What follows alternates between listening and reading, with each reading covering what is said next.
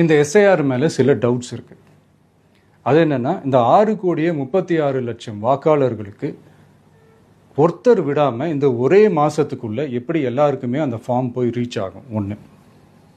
ரெண்டாவது, நீங்கள் வரும்போது வீட்டை பூட்டிட்டு வேலைக்கு போயிட்டு என்ன பண்ணுறது? இப்போ நீங்கள் வருவீங்கன்றதுக்காக வேலையெல்லாம் விட்டுட்டு வீட்டுக்குள்ளேயே உட்காந்துட்டு இருக்கணுமா?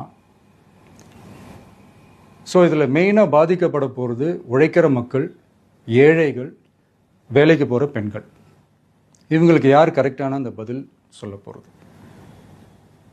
ஒரு நியாயமான எஸ்ஐஆர்னா என்ன நடக்கணும்? இப்போது இறந்து போனவங்கள மார்க் பண்ணி அதுலேருந்து டிலீட் பண்ணணும்.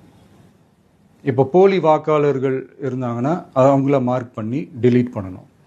இப்போ ஆல்ரெடி ஓட்டு இருக்கிறவங்களுக்கு எதுக்கு இந்த ரெஜிஸ்ட்ரேஷன் என்ற பேரில் இவ்வளவு குழப்பங்கள் அப்படின்றதான் இங்கே கேள்வி. இப்போ புதுசாக வர வாக்காளர்களையோ இல்லை ஓட்டு இல்லாதவங்களையோ சேர்த்தா பத்தாதா?